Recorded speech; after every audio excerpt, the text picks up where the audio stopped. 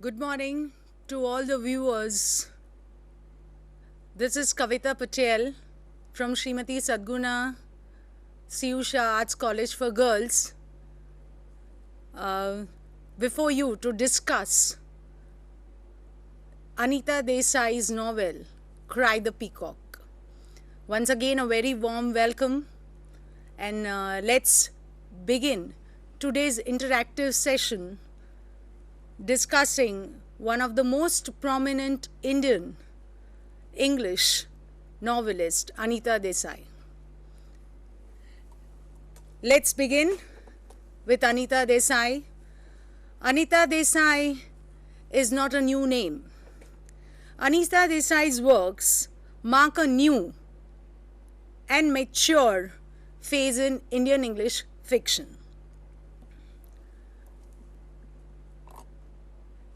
If we are going to discuss a women novelist in the history of Indian writing in English, we need to go back to some important names to be discussed before we talk anything about Anita Desai. We just quickly talk about the Indian scenario of fiction writers. I would like to begin my talk by introducing the trio, that is Mulk Raj Anand, Raja Rao, R.K. Narayan, who had a unique place in Indian English fiction. These writers occupied, or rather had a dominant place in the history of Indian writing in English, that is especially fiction, in the 1950s. And the writer today we are going to talk about, Anita Desai, started her career in 1960s. Before Anita Desai, there were few very important women writers like Kamla Markandeya, Nayanthara Sehgal, and many more, who discussed the questions, or rather the female psyche, in their own way. But when we talk about Anita Desai, she has a very special and a very new and mature state of her being, because she introduced for the first time the trend of psychological novel in the Indian English fiction. So now let's begin with Anita Desai. Today I am going to discuss about Anita Desai, a general estimate of a novelist. Then we are going to talk about her debut novel, Cry the Peacock, and concentrate mostly on the main protagonist of the novel, Maya. So now I would like you to see on your screens, Anita Desai says, "My novels are no reflection of Indian society, politics, or character. They are part of my private effort to seize upon the raw material of life, its shapelessness, its meaninglessness." Now here, I just want you to understand these words very minutely, because every writer is influenced by the particular period in which the writer exists. For example, if we just compare the first lot, for example, Nayanthara Sehgal's novels, what sensibilities she discussed had a different setup, had a different background. But when we talk about Anita Desai, her focus is on the life, that is the intricacies of life, as she said, the shapelessness and the meaninglessness. And more she's talking about the private effort, about her own. That is the most important thing about Anita Desai. Now let's go to the second slide, and here we begin with the introduction of Anita Desai. With more than 10 novels and 2 short story collections to her credit, Anita Desai is today the most well-known among Indian women novelists in English. You can just count on the tip of your fingers the other novels she has written. We are not going to discuss all of them here. Today we are going to concentrate on one specific novel, that is Cry the Peacock, but the other novels she has written are Voices in the City, In Custody, Fire on the Mountain, Fasting, Feasting, and many others. Let's go to the next slide. Twice she was shortlisted for the prestigious Booker Prize. The range and sweep of her fictional work is remarkable. Now here, I would just wait for a minute for you to introspect, or rather analyze, a writer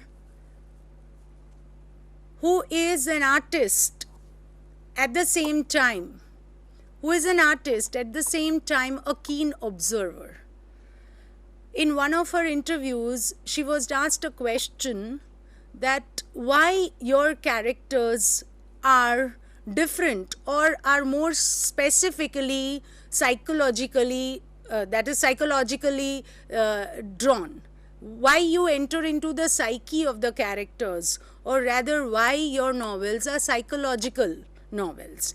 Then as an observer, this is what we can come to an analysis, that her parentage, her bringing, and experience has given her a cosmopolitan outlook and a sympathetic understanding of the painful aspects of the human predicament. What are these human predicament? Loneliness, rootlessness, and alienation of the sensitive and the tender-hearted. Now this is what we are going to discuss in this novel, Cry the Peacock. She is going to talk about how a very normal person is drawn towards alienation. How once a person is not heard, or once when you don't give an ear, or if you don't understand the sensibilities of a person, to what extent it drags to. And here I would like to admit that Anita Desai is a keen observer, in the sense she has developed the sensibilities, the sensitivity in her to that extent that she could understand if somebody is in a problem. She herself has said that she is always a listener to those who need to come out of some problems. Now let's move on to the next one. As I said, endowed with remarkable sensitivity, she can apprehend the emotional problems of her fellow beings. Here, I would like to wait for a minute and just brief you that when we talk about life, when we talk about reality, when we talk about bringing the facts in creative writing, it is often said that that writer is labeled as a social realist. But I would like to correct here that Anita Desai is not a social realist. She is more or less involved in the individual. That is, she is concerned with the individual. I quote individual. And that is what she is capable of doing, and that is what is before us. Now let's move on to the next slide. Anita Desai's purpose in writing is to discover for herself and then aesthetically convey the truth, which for her is synonymous with art. Therefore, her endeavor is to discover the significance of reality, by plunging below the surface and plumbing the depths, then illuminating those depths till they become a more lucid, brilliant, and explicable reflection of the visible world. Now here I want you to read this slide once again, because this is what the process of a creative artist makes her involve and then come out with a unique work. She says that she is involved, or the process of her creative writing involves her where she plunges below the surface and plumbing the depths in, then illuminating those depths till they become a more lucid, brilliant, and explicable reflection of the visible world. And here we are clear that she is involved in the psychological process, the psyche of the individual. At the outset, I just want to make it very clear with the students who are reading Anita Desai that when you are reading Anita Desai, you need to make up your mind or be ready with certain terms, or rather a deep understanding of certain terms like psychology, psyche, psychoanalysis, alienation, isolation, so many such words. They might sound very different than what you have been reading in your study, that is literature, but when we are reading Anita Desai, we need a special inclination towards, and these are the things which might bring you near to her works. Now let's move on further. Now when we talk about the sensitivity of the creator of the work, that is Anita Desai herself, she has made a confession once. I quote, "I confess I am afraid of speaking out about the art of writing, the mechanics of my craft. I have an intuitive and deep fear that by speaking of something subterranean and subconscious, I will destroy it. It is something very frail." Now this confession comes from the creator, that is Anita Desai herself, when asked that what type of writing, what kind of novel, what kind of psychological novel you bring out, and then she says it is a process very difficult to be framed in words, and if rather she gets into that, she might spoil or she might destroy the delicate intricacies, the process, the flow of the emotions or the tanglings which she's trying to portray through various characters in her novels. Now let's move on further. That was Anita Desai as a person, as an individual, as a writer, as a creator. And now let's move on to her novels. As a novelist, her novels span an extensive range of issues.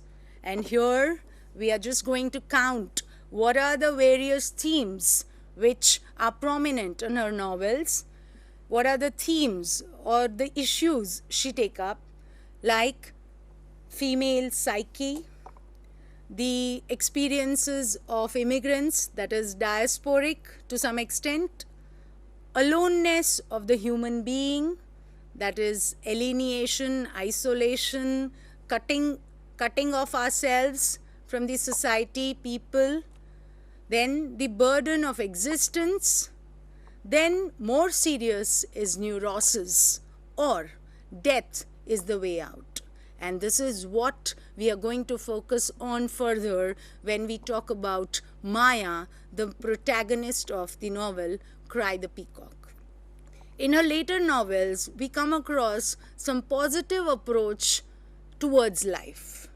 It's not that she is not in line, she is very much in line, but as she progresses as she writes so many novels, in the later part of her novels, we find that positive approach towards life is a very significant theme. And then she also talks about deeper spiritual urges that transcend national and religious barriers. These are, in a concise way, I have presented the various themes which we come across her novels. Now let's talk about her characters. Anita Desai's characters are intense, self-absorbed, possessed by a conscience that never allows them peace of mind, constantly analyzing, probing and questioning, merciless in its passion for introspection, mental and spiritual conflicts of the individual conscience, striving to come to terms with itself. I would like to go back to the slide again. They are in bullets, but these are the most important aspects to be kept in mind when we talk about Maya, the main character of the novel, Cry the Peacock, that her characters portrayed are intense, self-absorbed, possessed by a conscience that never allows them peace of mind, constantly analyzing, probing and questioning, merciless in its passion for introspection, mental and spiritual conflicts of the individual conscience, striving to come to terms with itself. This is, in short, the analysis of all her characters, very much common. If we just compare the two novels who brought a revolution in the history of Indian writings in English by women, that is Cry the Peacock followed by Voices in the City, we see both the protagonist Maya and Monisha have all the traits very much in them as they are listed here. They are a mixture, or rather there is a blend of so many things in one composite self. Now let's go further. If we just talk about, in general, about her protagonist, what they comprise of. Her protagonist